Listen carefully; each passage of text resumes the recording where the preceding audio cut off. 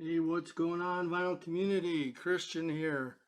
Front to back vinyl, back with another album spotlight on one of my favorite albums by Kiss in the 80s. As you could see, it's autographed. When I first purchased this album, I bought it at Flipside Records in Chicago. It was on the north side of Chicago. I used to go there back in the day when I was, a teenager, early 20s, and buy concert tickets. They had a Ticketron. Anyway, I wanted to buy this record, and if you buy it at the store, you'll get it autographed. So I stood in line for I don't know how many hours, and they had this record on full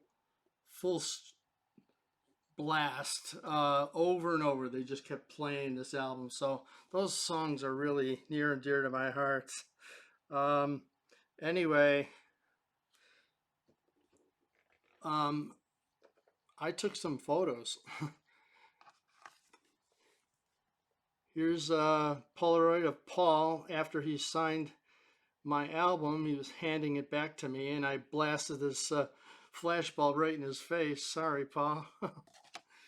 Let me put this down. Uh, Here's Gene.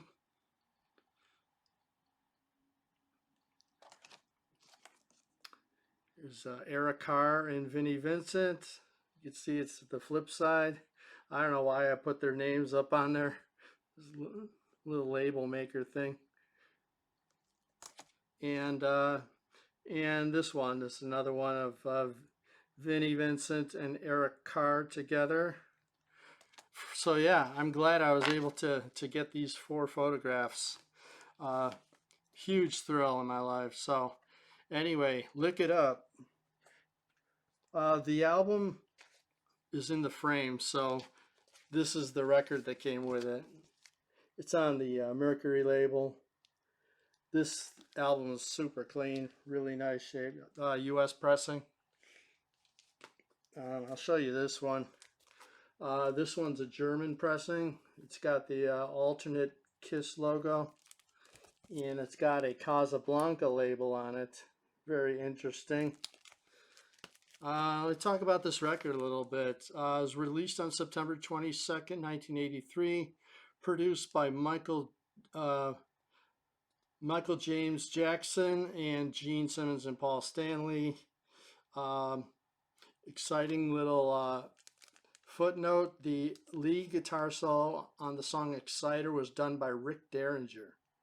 I looked that up on Wikipedia. I was like, wow, that's pretty interesting. On the Billboard charts, this went 24, up to 24 in the US, went to number 7 in the UK, and Sweden went up to number 3. So, big album in Sweden. And it did go gold and platinum. So, yeah, this is the German one. I showed you that. Next one, this is an original Japanese pressing of Lick It Up. It does have the original cover, but it does have this insert. I think a lot of people have seen this. I think they've even reproduced this as a repress. And you'll see it comes out, and then it's just the regular record. But on the back of it's got all this information in Japanese. I cannot read, obviously, and then the insert's got lyrics and info stuff. And this one's on a even different Casablanca label. Yeah, so it says lick It Up, and then it's in Japanese. Really cool. Let me show you. I only have one other pressing.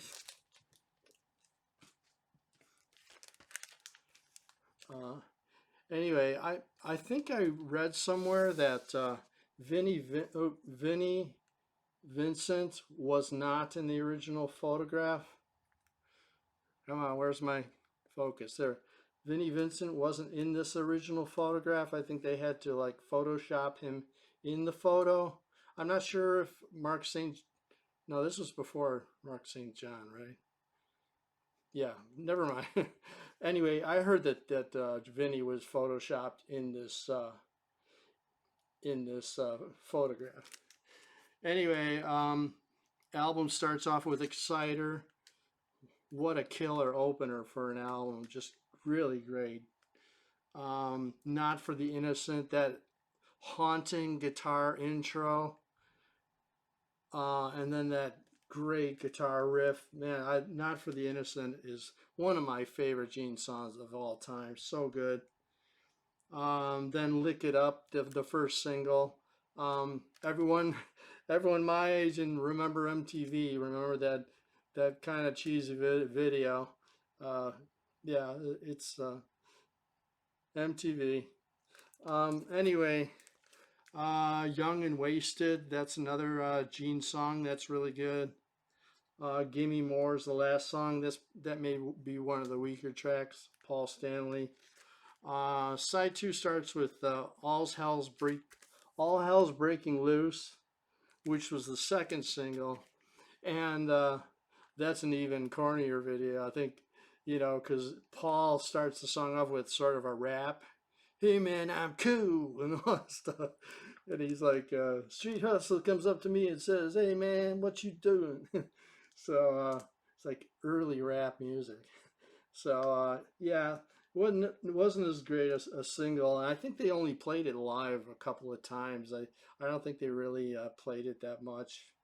And Million to One, it's a decent song. Fits like a glove.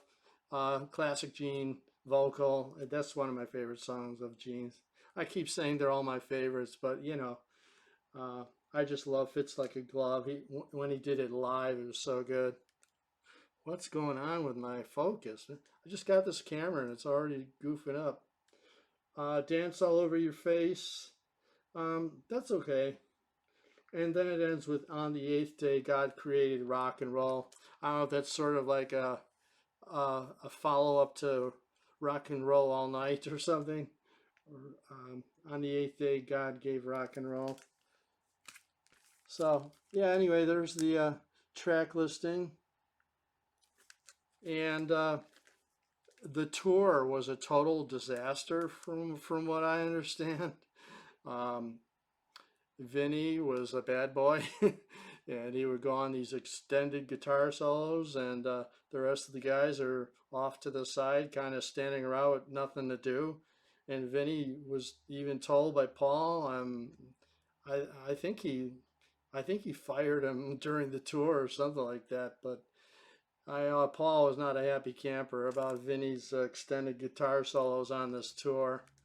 But there isn't any real good footage from this tour. I did have a VHS tape years and years ago, like an audience tape done with an old camcorder years and years ago. So it's from a distance, but yeah, it seemed kind of like a bad a bad scene.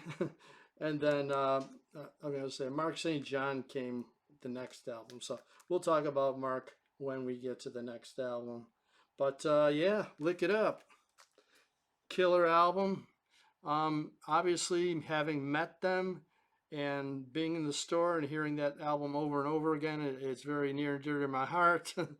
uh, and I just wanted to share that story and those pictures of them that I got to meet them. I might Kiss a couple other times in the future. I could talk about that another time. But anyway, thanks for watching, everybody. Please give this video a thumbs up if you love Kiss. Uh, Leave a comment. Let me know what your thoughts are on Lick It Up. Is it one of your favorite albums? Let me know what 80s Kiss album that you'd like me to do next. So we'll see you soon. Bye.